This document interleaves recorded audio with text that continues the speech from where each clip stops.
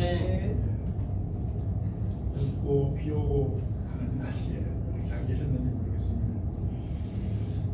여러분, 이스라엘 여행을 가는 분들이 빼놓지 않고 꼭 가는 곳이겠죠. 어디 가면은 통곡의 벽이라는 곳입니다. 이스라엘 예루살렘 성, 거기가 아마 서쪽 벽인가 그런 것 같은데, 거기에 가보면은 유대인들이 벽에 손을 대고 몸을 움직이면서 열심히 기도하고 있어요. 저도 신학대학원 다닐 때 거기 구약학 성경 세미나 한다고 해서 가본 적이 있습니다. 유대인들이 기도하는 그곳에 다가가서 제가 도대체 저 사람들은 저 벽에 손을 대고 무슨 기도를 하는가 궁금하더라고요. 무슨 기도를 하는가. 그러고 보니까 그 성 돌틈 사이에 종이 쪽 기도문들을 그냥 많이 꽂아놨어요. 그래서 제가 호기심에 그걸 한 몇 개를 빼가지고 와가지고 읽어봤어요. 읽어보니까 의외로 큰 기도를 하고 있더라고요. 세계 평화를 위해서 기도하고 있어요. 세계 평화를 위해서, 이스라엘의 평화를 위해서, 사람들이 행복하게 살기를 바라는 그런 기도들이 있더라고요. 개인적인 어떤 그런 기도 제목이 있을까 싶었는데 그건 제가 발견하지 못했고, 그분들이 하는 기도가 지금도 그곳에 전쟁이 끊이지 않잖아요. 그러니까 그분들 마음속에는 항상 하나님을 통한 평화와 행복을 자기들은 기대하거든요. 이스라엘이 멸망할 당시에 왜 그들이 멸망했는가에 대해서 조금 더 한번 생각해보는 그런 영적인 것들이 있었으면 싶었는데, 아무래도 아직 그 부분은 유대교 차원에서는 아직도 좀 이해를 못하는 것 같고, 단지 세계 평화를 위한 그런 기도 좋습니다. 자, 그리고 여러분들은 성경을 읽으면서 혹시 예수님은 기도하실 때 어떻게 기도하셨을까? 예수님의 기도 내용은 무엇이었을까? 궁금해 보신 적 없는지 모르겠어요. 성경에 보면 예수님께서 우리에게 기도를 가르친 건 있습니다. 이렇게 기도하라. 그런데 예수님 본인이 정작 산에서 또는 기도한 내용, 성경에 한두 곳 정도 있죠. 겟세마네 동산에서 기도하신 거 있고, 그 다음에 길게, 아주 길게 기도하신 것이 바로 지금 현재 우리가 살펴보고 있는 요한복음 17장입니다. 예수께서 잡혀가시기 직전에 마지막으로 제자들에게 기도하신 내용인데, 이 기도가 우리가 흔히 말하는 최후의 만찬 석상에서 제자들에게 다락방 강화라고 하는 말씀을 주시고, 마무리 기도하시고 겟세마네 동산으로 가신 딱 굉장히 중요한 그런 순간에 하신 기도죠. 이 기도를 지금 우리가 몇 주째 살펴보고 있는데, 오늘은 이제 마지막 부분입니다. 마지막 부분으로서 정말 중요한 이 구원 역사의 전환점에 지금 와 있는 기도라는 것을 우리가 알게 돼요. 예수님께서 아버지께 받았던 그 사명, 그 사명을 이제는 제자들을 부르시고 그 제자들에게 위임하시면서 그 제자들을 세상으로 보내는 이 장면이 사실 최후의 만찬잖아요. 우리 최후의 만찬 하면은 거기에 있었던 그냥 그런 에피소드들을 생각이 드는데, 그거보다 더 중요한 그 최후의 만찬의 핵심 내용이 뭐냐면은 제자들의 발을 씻기시면서 예수 그리스도와 관계 있는 자라는 것들을 그들에게 알려주시고, 예수님께서 그들의 죄를 씻기시면서 그분들에게 예수님의 그 대제사장적 사명을 위임하시는 이 장면이 바로 마가의 다락방에 있었던 최후의 만찬의 모습이다 하는 것, 이걸 이제 우리가 기억을 해야 되고, 그 다락방에서 있었던 예수님의 가장 중요한 메시지가 뭐냐면은 내가 제자들을 사랑한다는 거죠. 마지막 떠나는 순간에 내가 너희들 정말 사랑한다, 이것을 계속해서 강조하고 계십니다. 사랑하되 그냥 사랑하는 것이 아니라 끝까지 너희들을 사랑한다는 것이 끝까지. 여러분들을 세상에서 끝까지 사랑해줄 사람이 누가 있어요? 여러분들에게 끝까지 사랑해줄 사람이 누가 있을까? 아마 가족들 말고는 끝까지 사랑해줄 사람이 없겠죠. 그런데 가족들도 여러분, 나중에 여러분들이 치매 걸리고 집에서 이상한 행동을 하면은 가족들도 이제 여러분들을 버리기 시작합니다. 네. 부부는 아마 끝까지 그래도 갈 수 있지 않겠나 싶은데 그러나 그 부부들마저도 마지막 순간에는 끝까지 서로 사랑하기가 힘들 수도 있어요. 자, 그런데 우리 예수님께서는 내가 너희들을 사랑한다. 그런데 끝까지 사랑한다. 계속해서 강조했고 그 부분에 대해서는 제가 몇 번 설교 말씀을 앞서 드렸어요. 그런데 오늘은 이제 기도의 마지막 부분에 오셔가지고 이런 말씀을 하십니다. 아버지께서 나를 보내셨다는 것에 대해서 굉장히 강조를 하셔요. 내가 세상에 온 것은 아버지께서 나를 보내셔서 내가 세상에 왔다. 성경을 보시면 몇 번 반복해서 계속 말씀을 하십니다. 이 말씀 속에 담겨있는 의미가 무엇인가? 오늘은 그것을 한번 살펴보고 싶어요. 먼저 아버지께서 나를 보내셨다. 그래서 내가 왔다라고 하는 말은 예수 그리스도의 정체성에 대한 거예요.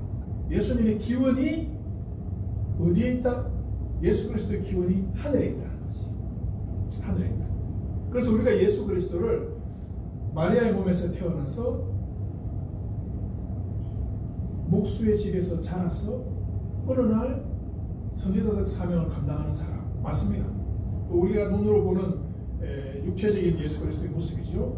그러나 예수님은 육신을 입고 세상에 그렇게 오셨어요. 그러나 예수님의 그 본질적인 모습은 하늘로부터 오신 분이다라는 사실을 우리에게 알려주는 거죠. 그러므로 너희들이 예수 그리스도를 너희들의 구주로 믿으라는 거예요. 요한복음 우리에게 요구하는 게 그겁니다. 자, 표적을 봐라. 내가 너희들에게 많은 표적을 보여줄 테니까 그걸 보고 이 표적을 일으키는 내가 과연 누군지를 너희들은 한번 생각해보라. 그리고 나를 믿으라. 그리고 영생을 얻으라. 이게 요한복음이 우리에게 말씀하시는 메시지죠. 예수님은 요한복음 전체를 통해서 자신이 하늘에서 내려온 존재라는 것을 분명히 말씀하셨습니다. 그리고 아버지께로부터 보냄받은 자라는 것을 부가적으로 말씀을 하십니다. 자, 그래서 이 보냄받은 자, 이거 신학에서 굉장히 중요한 주제예요. 보냄을 받았다? 아버지의 사자로 왔다는 거죠. 하늘 아버지의 사자로 보냄을 받았다? 메시아 되심을 우리에게 알려주시는 거죠. 그리고 이 보냄받은 자라는 이 주제는 구약 성경에 계속 흘러내려오고 있어요. 구약 성경에. 자, 우리가 잘 아는 구약 이 선지자 전통을 보면은 여러분들 잘 아는 선지자 있잖아요. 모세가 있죠. 그 다음에 예레미야도 있고 이사야도 있고 이런 선지자들의 모습을 보면은 보냄을 받는, 하나님으로부터 보냄받는다라는 게 무엇인가 하는 것을 우리가 알 수 있어요. 보냄을 받는다. 사도들을 보냄받은 자라 그러잖아요. 사도들을 향해서 보냄받은 자라. 예수님은 자신도 아버지께로부터 보냄을 받았지만은 또 제자들을 사도로 세상에 보내시는 분이에요. 그래서 구약에서 이어지는 그 보냄의 완성을 하신 분이 누구냐? 하나님께서 보내시는 자로서 최종적인 분이 누구시냐면은 바로 예수 그리스도시고, 우리는 그 예수 그리스도에 대해서 전하는 자로 부름을 받았다는 것이죠. 이 모세가 소명을 받는 모습을 보면은 우리가 이미 잘 알고 있죠. 이집트에서 이스라엘 백성들이 노예로 고통받고 있을 때 모세는 미디안 광야에서 양치고 있었습니다. 네. 이제는 노인이에요. 80 넘어간 노인이 양치고 있는 그런 노인인데 하나님은 그를 부르시는 것이죠. 떨기나무 불꽃 가운데 나타나셔가지고 내가 너를 바로에게 보낼 테니까 가서 이스라엘 백성들을 구출하는 사명을 감당하라는 거예요. 죄 가운데, 억압 가운데 포로된 자들을 구출하는 그 사명자로 모세를 보내셨죠. 이사야는 어떻습니까? 이사야는 예루살렘 성전에서 환상을 보죠. 그 환상 가운데서 하나님의 하늘 보좌와 그 거룩하심을 이제 보게 돼요. 그리고 자신이 자신의 죄를 깨닫게 되죠. 자신의 죄를 깨닫게 되죠. 그러면서 천사가 숯불을 들고 와서 자기 입술을 정결케 합니다. 그리고 이사야는 내가 누구를 보내며 누가 우리를 위하여 갈고 하시는 그 하나님의 음성에 내가 이기 있습니다. 나를 보내소서 라고 응답하죠. 그러니까 이사야는 죄 가운데 있는 세상 사람들, 그 죄를 정결케 하고 씻게 하는 선지자로 하나님께서 보내시기를 원하셨고, 이사야 자신은 내가 여기 있습니다. 나를 보내세요.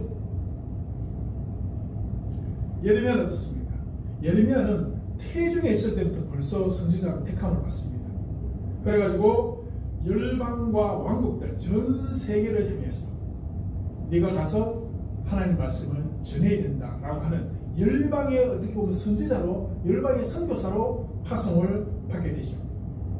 이 세 선지자의 어떤 모습이 함축적으로 나타나는 분이 누구냐면 예수 그리스도시죠. 억압 가운데 있는, 죄의 억압 가운데 있는 열방을 향해서. 그러니까 모세와 이사야와 예레미야, 이 사람들이 구약시대에 받았던 그 모든 선지자적 사명을 한꺼번에 가지고 세상에 오신 분이 누구시다? 바로 예수님이시라는 거죠. 그래서 이 예수 그리스도의 오심은 예수님께서 처음에 회당에 가셔가지고 자기 자신을 드러내실 때, 내가 누군지 자기 정체성을 드러내실 때 바로 이사야서를 인용하면서 세상에 그 희년, 하나님을 통해서 주시는 그 희년을 내가 너희들에게 주러 왔다. 내가 그걸 선포하러 온 사람이다 라고 자신을 드러내 보여주셨습니다. 사랑하는 여러분, 다시 한번 제자들이 발 씻기는 장면을 한번 생각해 보세요. 제자들이 발을 씻기니까, 예수님께 제자들이 발을 씻기니까 씻기지 마세요 라고 누가 있죠? 베드로가 얘기했죠. 그러니까 예수님께서 하신 말씀, 내가 너희들을 씻기지 아니하면 너희들은 나하고 관계없어. 그러니까 예수님은 세상의 죄를 씻으시는 분으로 오신 거예요. 죄의 억압 가운데 죄로 향해서 달려가는 우리의 삶을 하나님께로 돌리는 그 일을 위해서 선생님 오셨어요. 그리고 제자들이 발을 씻기시면서 죄를 씻기실 것을, 그래서 십자가를 지실 것을 보여주셨고, 그리고 바로 그 사명, 그것을 제자들에게 주신 거예요. 다락방 강화에 여러분 가장 본질적인 핵심은 예수 그리스도께서 오심을 알고 바로 그 모습 그대로 제자들을 세상에 보내신다는 거예요. 보내신다. 이게 누구의 정체성이 되어야 되냐 하면은 바로 우리의 정체성이 되어야 된다. 예수님은 하늘의 아버지로부터 보냄받았다는 정체성을 가지고 계셨고 그 사명을 감당하셨어요. 그리고 이제는 최후의 만찬을 통해서 제자들을 불러서 그 제자들에게 너희들의 정체성은 이것이 되어야 된다 하면서 지금 그들을 어떻게 보면 교육하시고 마지막으로 교육하시고 세상으로 파송하는 장면이 이 부분이죠. 성부께서 성자를 보내셨습니다. 맞죠? 맞습니까? 그리고 성자께서 제자들을 보내시는 거예요. 그리고 성부와 성자께서 성령을 보내셔요. 자, 요한복음 14장 26절을 보면은 보혜사 곧 아버지께서 내 이름으로 보내실 성령. 그래서 자, 누가 보낸다는 거예요? 성령을 아버지께서 보내신다는 거예요. 요한복음 15장 26절에는 내가 아버지께로부터 너희에게 보낼 보혜사, 그런 말씀하셨어요. 그러니까 성령은 또 예수님께서 보내신다는 거죠. 성부와 성자와 성령은 하나이시다. 조금 이따 말씀드리겠지만은 성부와 성자, 성령 그분이 하나 되어져 가지고 세상의 죄와 싸워서 우리를 구원하시는 그 사역을 너희들이 감당해라. 그래서 너희들도 어떻게 하라? 하나 되라. 이렇게 나중에 말씀을 하십니다. 자, 요한복음 17장 18절 아버지께서 나를 세상에 보내신 것 같이 나도 그들을 세상에 보내었고. 여러분, 이 사도의 직분이에요. 지금 아버지께 기도하는 거예요. 하나님 아버지, 아버지께서 나를 세상에 보내신 것처럼 제가 지금 이 제자들을 세상에 지금 보내려고 합니다. 아버지께 이제 그 때가 되었습니다 라는 거죠. 이제 그 때가 되었습니다. 제가 곧 십자가에 달려 나는 이제 죽겠지만 그러나 이 제자들이 그 사명을 감당할 겁니다. 이 제자들을 보존해 주세요 하는 기도. 이 기도. 그러니까 여기에 무슨 뭐가 있어요? 제자들을 향하신 사랑이 있죠. 예, 끝까지 사랑하신다고 하는 그 사랑이 그게 있습니다. 자, 이것을 우리 신학에서는 삼위일체적 성도다 이렇게 불러요. 삼위일체적 미션, 전도의 본질이고 우리가 세상에서 교회를 이루고 살아가야 되는 그 본질이 뭐냐? 이 교회의 기원은 삼위일체 하나님께. 삼위일체 하나님. 교회 주인은 누구세요? 바로 그 삼위일체 하나님. 우리가 예배드릴 때 성부와 성자와 성령 이름으로 예배를 드려요. 그래서 신앙고백 하잖아요. 신앙고백 할 때 거기에 성부와 성자와 성령을 믿습니다. 이러이러한 일을 하신 성부와 성자와 성령을 믿습니다라고 신앙고백하면서 예배를 시작해요. 그리고 예배를 마칠 때 성부와 성자와 성령으로 목회자가 축도를 하고 그리고 예배를 마치는 거예요. 그래서 예배는 철저하게 삼위 하나님으로부터 시작해서 삼위 하나님을 끝나는 거예요. 그게 교회의 본질이에요. 교회의 본질. 교회 주인이 누구세요? 응? 차주사님. 교회 본질이, 교회 주인이 누구죠? 네? 하나님? 맞았어요. 옛날에 교회의 주인이 누굽니까? 목사님이 이래가지고 제가 깜짝 놀랐어요. 그래서 제가 다시 물어보는 거예요. 이제. 교회 주인이 누구냐? 교회 주인은 삼위 하나님이시다. 그래서 우리가 모든 것을 다 연합해서 그 하나님 중심으로 가야 되는 것이 교회입니다. 네. 사람이 자기 모습을 드러낼 수 있는 공간은 교회 안에 조금도 없어요. 0.001%도 없습니다. 모든 것은 하나님으로 드러나야 돼요. 하나님께로 기인되어야 돼요. 모든 영광은 하나님께로 가야 돼요. 이게 오늘 예수님께서 제자들을 세상에 보내시면서 지금 교육하시는 내용입니다. 어느 의사분이 저한테 전에 카톡을 보내온 적이 있었어요. 그때는 그냥 읽고 지나갔었는데 제가 우연히 다른 서류 정리를 하다가 그때 내가 출력을 해가지고 보관을 해놨더라고요. 그걸 다시 한번 제가 쭉 읽어봤어요. 이분이 나는 누구인가 고민을 많이 하고 있어요. 나는 누구인가? 나는 왜 사는가? 그래서 자기 인생의 큰 변곡점에 와 있다 이렇게 고백을 하겠어요. 무슨 변곡점, 무슨 일이 있는지 저는 모르지만은 그러면서 나는 내 기준으로 내 욕심의 안경을 끼고 지금까지 살아왔다. 큰 병은 짓는 게 목표였다. 돈 많이 벌어서 큰 병은 짓는 게 목표였다. 그 과잉 진료하고 검사 안 했다고 자꾸 검사하고 사람들 어떻게든지 이 환자들 오면 돈 되는 쪽으로 이렇게 지금까지 해왔다. 네, 그런 거예요. 그러나 지금 나는 왜 사는지 답을 찾아 헤맨다. 이렇게 적었어요. 그러면서 불경도 보고 있고 공자의 글도 보고 있고 나름대로 불경과 공자의 글을 통해서도 은혜를 많이 받고 있더라고요. 근데 이분이 과거 의과대학 다닐 때 교회를 다녔어요. 네, 교회를 아직 신앙은 없는 상태에서 나름대로 그냥 교회를 다녔는데 그 이후에 천주교에 가서도 조금 그럼 나름대로는 뭔가 하나님의 부르심이 있어요. 그 사람 속에. 그런데 지금까지는 그 하나님의 부르심의 본질을 못 깨달았어. 단지 종교적 호기심만 가지고 이게 가서 기웃거리고 저기 가서 기웃거리고 그렇게 지금까지 살아왔어요. 그 인생이 이제 막바지에 와서 가만히 돌아보니까 내가 지금까지 왜 살았던가 하는 생각을 이제 하게 되는 거죠. 그러면서 후회를 하고 있더라고요. 그때 교회 다닐 때 진짜 내가 예수 그리스도를 만났더라면 지금 이런 후회는 하지 않을 건데 그런 글을 썼어요. 근데 사실 제가 지금 보니까 제가 잘 아는 분이거든. 여전히 그분은 내가 볼 때는 아직 힘들어요. 왜냐하면 자기 자신이 세상에 왜 존재하고 있는지에 대해서 전혀 지금 감을 못 잡고 있어요. 보냄받은 자라는 정체성이 없는 거예요. 하나님께로부터 세상을 향해서 보냄받은 자라. 교회 다니면서 교리 공부도 하고 다 했는데 자신의 제자됨에 대해서는 깨닫지 못하고 제자는 철저하게 보냄받은 사람의 뜻을 따라가야 됩니다. 내가 주인이 되면 안 돼요. 내 인생은 내 것인데 그렇죠.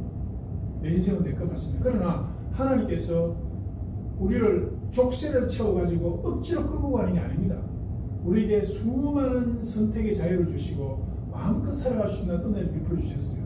그러나 그것을 통해서 예수 그리스도의 제자로서 세상의 빛을 비추는 그 사명 감당하라는 것이 하나님의 보내심의 본질이거든.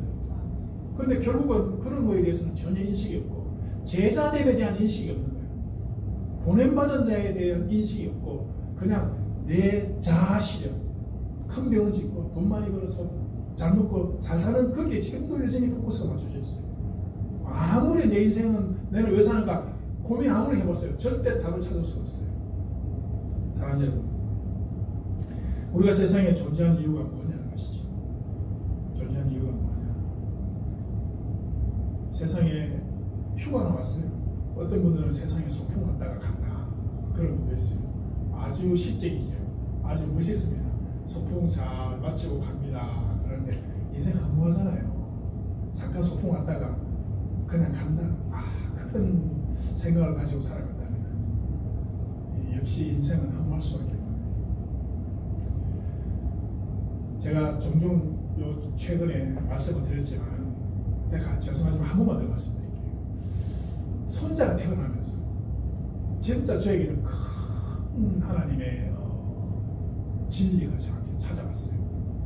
전에는 아이들이 태어나면 축복기도 해주세요 하면 그냥 하나님께서 믿음의 가정에 좋은 선물을 주셨다. 잘 키워라. 하나님의 영광되게 살도록 해라. 뭐 그 정도. 그것도 틀린 건 아닌데 정작 제가 손자가 하나 둘 태어나니까 하나님 저한테 딱 주신 말씀이 뭐냐면 하나님께서 이 땅에 하나님 나라를 위해서 일꾼을 보내시는구나. 네. 뭐 손자다 이런 생각보다도 하나님께서 하나님의 일꾼, 하나님 나라의 군사를 세상의 믿음을 가지기 통해서 보내셨구나. 이 생각이 저를 완전히 사로잡더라고요. 그래서 제가 굉장히 큰 진리를 깨달았어요. 이 아이들은 그냥 이 가정에 그냥 태어난 게 아니다. 하나님께서 특별한 그 아이들의 인생의 목적과 비전을 가지고 세상에 오게 하셨다. 그게 뭐냐? 지금 예수님께서 이사야라든지 모세라든지 예레미야의 그 비전을 예수님께 주시고 그 예수님께서 제자들을 보내신 것처럼 우리 믿음의 가정에 태어난 우리 자녀들은 하나님께서 그렇게 보내신 거예요. 우리가 바로 그 정체성을 가지고 살아야 되고 우리 자녀들에게 그 정체성을 심어줘야 돼요. 그 정체성을 심어줘야 돼요. 자아실현을 하지 말라는 게 아닙니다. 아시겠죠? 하나님께 코끼해가지고 수갑찬 것처럼 끌려다니는 말 그런 말이 아니잖아. 지금 그게 아니에요. 하나님께서 우리에게 주신 지혜와 우리에게 주신 건강과 우리에게 주신 달란트와 모든 것을 통해서 뭘 하라는 거예요? 하나님 나라를 위해서, 하나님의 영광을 위해서. 그 생각이 우리 속에 우리를 사로잡고 가야 돼. 그게 우리 인생의 비전이 되게 된다. 그러면은 돈을 벌어도 그 돈을 통해서 내가 뭐 할 건가? 하나님 영광을 위해서 내가 어떻게 사용할까? 내가 힘들고 어렵고 가난해져도 여전히 하나님께서 나와 함께 하시고 내 인생을 이끌고 가신다는 데 대한 믿음만 있으면 살아갈 수 있습니다. 좀 불편해도 견딜 수 있고 살아갈 수 있어요. 바로 이런 정체성, 하나님께로부터 보냄받은 자들이다. 우리 아시겠어요? 우리 대형교회 자 숫자는 얼마 많지 않습니다. 이제 한 10명 되죠. 아주 적은 교회입니다. 그러나 하나님께서 어쨌든 사람들을 보내시고 같이 할 수 있는 이 교회를 통해서는 뭐 할 거냐?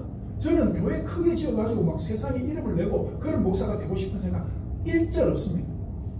다시 말씀드리지만 병원에서 그냥 예배 드려요. 예배만 드리면 되지. 예배 공간이 그렇게 화려하고 아름다울 이유가 어디 있습니까? 성도들이 헌금무게 집주년대에 들어가면 얼마나 아깝습니까? 여러분 헌금하기 위해서 세상에서 일할 때 얼마나 애씁니까? 땀 흘려가면서 그렇게 힘들게 헌금해가지고 그게 빌린 돈 이자 주고 교회 건물 짓는데 다 들어간다. 너무 아깝잖아요. 그 주의 일을 위해서 해야 되는데 예배당은 그냥 예배드리는 공간일 뿐입니다. 불편하지 않으면 돼요. 근데 거기에 우리는 그 헌금들이 거기다 들어. 진짜 교회가 해야 될 일을 못하고 있잖아요. 중세교회가 그래서 망했습니다.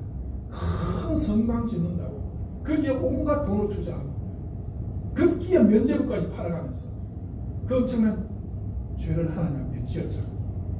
오늘 우리 교회, 우리 한국 교회도 여러분 항상 말씀드리지만 돌아봐야 돼요. 우리가 하고 있는 일이 정말 하나님 보시기에 정당한 일인가 하는 것을 돌아보고 그 일을 위해서 헌금하고 그 일을 위해서 우리가 가야 되는 거죠. 다시 한 번 더 우리의 정체성은 뭐냐? 하나님께로부터 보냄받은 존재들. 뭐하러 보냄받았다고요?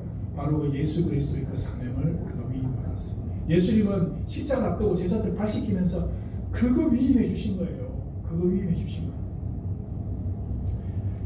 제가 정말 이 세상은 우리를 보내셨는데 이 보내신 목적이 세상의 영적 전쟁이죠. 그럼 하나님 왜 보내셨나 했을 때 영적 전쟁입니다. 우리가 여러분 한번 생각해 보세요. 세상에 악이 있어요, 없어요? 예. 세상에 악이 없는데 그럼 그 사람은 악이에요. 이 세상은 가만히 생각해 보세요. 세상 돌아가는 게 도저히 아무런 생각할 때 정상이 아니에요. 그런데 그렇게 가고 있거든요. 많은 사람들이 그 길로 가고 있어요. 네. 그런데 그게 잘못됐다 하면서도 별로 인식도 못하고 그냥 그렇게 가는데 세상은 항상 전쟁이 끊이지 않죠. 전쟁. 러시아 전쟁, 이스라엘에서 일어나는 전쟁, 뭐 여기저기에서 일어나는 수많은 전쟁들, 그게 거대한 악입니다. 전쟁이 왜 일어나요?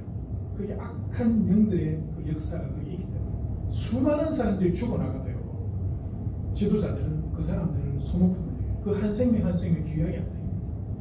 네. 그 전쟁 비용에 돈이 얼마나 많이 됩니까? 미사일 한 방에 돈이 얼마나 돼요? 포탄 한 발이 1,100만 원씩. 그걸 하루에도 수백 대 수천 발씩 쏘아야 되죠. 그러니까 수없는 사람 죽이죠. 그 돈을 가지고 평화를 위해서, 사람들을 위해서 쓴다면 얼마든지 세상에 굶어준 사람 아무도 없습니다. 이게 뭐냐면 세상이 악이에요. 악이 관영하기 때문에 이런 일이 일어납니다. 그러나 하나님은 하나님의 자녀들을 세상에 보내시고 그 세상의 악과 싸우도록 하시는 거예요. 어두운 가운데 빛을 비추고 예수님 오셨죠. 우리가 빛 되기를 원하시는 거죠. 그래서 우리를 부르시고 하나님의 말씀으로 강하게 하시고 성령을 통해서 인도하시고, 이건 그냥 뭐 지나가는 얘기입니다만 제가 얼마 전에 야 이거 뭔가 하는 얘기가 하나 있었어요. 미국에서 무스탄인가 하는 분이 법학 교수가 왔다 갔잖아요. 그분이 와가지고 한 얘기가 뭐냐면은 이 뭐 지금 대통령하고 있는 사람, 이분이 과거에 그 어떤 강력 사건과 연루되어 가지고 소년원에 들어가서 살았다. 그게 증거가 있다. 이런 얘기를 했어요. 자, 그걸 지금 제가 그게 중요한 게 아니라 사람을 죽이고 강력 범죄가 일어났다는 자체는 악이잖아요. 그건 어둠입니다. 그건 악이에요. 근데 이분이 그 악을 세상에 드러낸 것이 숨기고 싶은 것일 수도 있겠지만 그걸 세상에 드러내고자 했는데 희한하게 그 안동 지역에서 초등학교 교감 선생으로 있던 분이 한 10여 년 전에 변사가 되었어요. 그래가지고 안동댐 어디에 이렇게 가라앉아 있었던 모양인데 그 사람의 시신이 우연히 발견이 된 거예요. 그래서 사람들은 야 도대체 이게 뭐지? 이런 사건을 세상에 드러내었는데 그때 죽었던 교감 선생 시신이 왜 지금 떠올랐을까? 아무리 찾아도 못 찾았던 게 지금 떠올랐어요. 그래서 저는 그 얘기를 듣는 순간 야 이건 정말 신비한 일이다. 하나님은 그 죽은 사람의 시신을 떠올려가지고 도대체 무엇을 지금 하려고 하시나? 자, 여러분 다른 상상을 하실 필요 없고요. 한 가지 분명한 것은 살인자는 살인을 했어. 그래서 영원히 묻어버리려고 돌 묶어가지고 댐에 빠뜨렸어요. 그런데 찾으려고 할 때는 떠오르지 않다가 우연한 기회에 그 시신을 다시 찾게 되고, 그래서 여러분 세상의 어둠과 악은 영원히 묻어둘 수 없다는 거예요. 제가 지금 그 얘기를 하고 싶은 겁니다. 어둠은 영원히 어둠 속에서 존재하고 싶어 하겠지만 그러나 하나님은 빛을 통해서 그 어둠을 드러내신다. 알겠죠? 그래서 최후 승리는 누구에게 있다? 최후 승리는 하나님께 있습니다. 빛을 비추는 자들에게 최후의 승리가 있다는 것이죠. 요한복음 16장 11절 심판에 대하여라 함은 이 세상 임금이 심판을 받았습니다. 이미 결론을 내놨어요. 요한복음의 저자 요한이 요한계시록을 기록을 했습니다. 요한은 이미 세상 임금이 심판받는 것에 대해서 알고 있잖아요. 요한계시록의 최종 승리가 그 사망과 음부와 그 아카시렉에 대한 심판으로 나타나거든요. 자, 그러니까 요한은 이미 다 알고 있는 상태에서 지금 이 얘기를 하는 거예요. 세상 임금이 심판을 이미 받았다. 미래적 사건이지만 이미 받았다. 그러면서 제자들에게 앞으로 세상 임금이 박해를 할 것이고 힘들게 할지라도 나도 세상 임금에 의해서 지금 십자가에 달릴 수밖에 없다. 그러나 나는 다시 부활할 것이고 최종적으로 세상 임금을 심판하고 나는 승리하게 될 것이다. 이 얘기를 하신 거거든요. 자, 사랑하는 여러분, 이제 말씀을 맺습니다. 우리가 세상에 악이 관여했다는 것을 알고 그 세상의 악과 싸워서 이제 이기기를 원하는데 낙심될 때가 많죠. 네, 사실 세상 살다 보면은 하나님이 함께 하신다는데 왜 이렇게 힘드나, 하나님 살아계신가 싶을 때도 많고 낙심될 때가 많습니다. 자, 그러나 우리가 다시 한번 모세를 보면은 모세가 나를 불러요? 내 나이 80인데 내가 지금 말도 잘 못하고 나는 이제 양들하고 돌아다닌다고 내가 지금 뭐 말도 잘 못해요. 옛날에 애국에서 공부도 했지만은 다 까먹고 아무것도 남은 게 없어요. 나 못 갑니다. 이랬잖아요. 그래 예수님께 하나님께서 뭐라 그래요? 야, 말재주 내가 아론을 붙여줄게. 걱정하지 마라. 너는 하여튼 가기만 하면 된다. 내가 시킨 대로 가기만 하면 돼. 그러면 나중에 네가 지팡이를 던지면은 그 지팡이에서 기적이 일어날 것이고 네가 그 지팡이를 통해서 10가지 재앙을 내가 일으킬 수 있도록 너한테 해줄 거야. 걱정하지 마. 그냥 가라 하면 가기만 하면 돼. 라는 거였잖아요. 모세 입장에서는 택도 없지요. 할 수 없는 상황이잖아요. 자, 이사야도 마찬가지입니다. 야, 이사야에게 뭐라고 말씀하시냐? 가라. 그러나 백성들은 네 말 안 들을 거다. 이러잖아요. 가라. 가면 역사가 나타나서 그 사람들이 전부 네 말을 들을 거다. 이러면 힘이 날 건데 가서 네가 전해도 그 사람들 네 말 안 들을 거야 하면서 보내신다. 아, 이런 낭만스러운 일이 있습니까? 안 그래요? 해봐도 돼도 안 할 걸 하라고 보내시면 되나? 그러나 가면 하나님이 알아서 하세요. 예, 가면 하나님 알아서 해요. 단지 나는 희생을 각오해야 돼. 나는 희생 나간다는 걸 각오하고 그러나 하나님이 알아서 하실 것이다.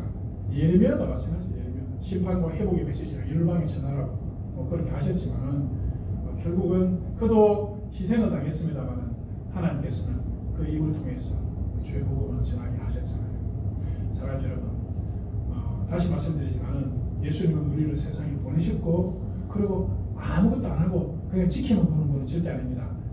예수님은 우리가 그 일을 할 수 있도록 여기 17장 15절부터 17절을 보면은 내가 비옵는 것은 그들을 세상에서 데려가기 위함이 아니요. 이 말은 뭐냐면은 어려움이 있다고 해서 그냥 데려가는 어려움을 피하게 하려는 것이 아니고 다만 악에 빠지지 않게 보존하시기를 위함입니다. 아시겠죠? 제자들을 세상에 보냈는데 어려움 가운데 보냈어요. 그 어려움 속에 있는 거 보면 그냥 데려가고 싶지만 그거보다는 그 세상 가운데서 보존해 주시려 그래서 그 악한 영들과의 싸움을 이기시기를 지금 예수님은 기도하고 있다는 것입니다. 그래서 우리가 어려움 당했을 때 물론 피할 길을 내시지만은 하나님 이거 이 잔을 옮겨주세요. 피해주세요. 그거보다는 어떻게 해야 돼? 주여 보존하시기로 약속하시지 않습니까? 그러니까 이 힘든 상황 가운데서 우리를 보존해 주시고 이길 수 있도록 도와주십시오. 그렇게 기도를 하시라는 거죠. 말씀을 맺습니다. 요한복음 8장 29절을 보면은 한번 따라해 봅시다. 나를 보내신 이가 나와 함께 하시도다. 내가 항상 그의 기뻐하시는 일을 행함으로 나를 혼자 두지 아니하셨느니라. 자, 예수님이 지금 하신 말씀이에요. 예수님께서 이렇게 말씀하시고 나를 보내신 이가 나와 함께 하신다. 내가 항상 그의 기뻐하시는 일을 행함으로 나를 혼자 두지 아니하셨다. 이게 보냄받은 우리가 기억해야 돼요. 하나님 기뻐하시는 일을 행해서 내가 찾아가면은 하나님께서 절대로 우리를 혼자 버려두지 아니하신다. 그래서 오늘 설교 제목이 뭐예요? 나는 세상에 혼자가 아니다. 아시겠죠? 혼자라고 느껴질 때 다시 한번 여러분 생각해보세요. 나는 혼자가 아니다. 하나님 나와 함께 하시고 나를 보내신 이가 나와 함께 하신다. 알겠죠? 이거 꼭 믿고 이 힘든 세상을 힘있게 알죠? 어둠이 찾아오면 그 어둠을 물러거라! 예수 이름으로 물러거라 하고 어둠의 문을 헤치고 빛을 향해서 가시는 그런 저와 여러분 되시길 주의 이름으로 축원합니다.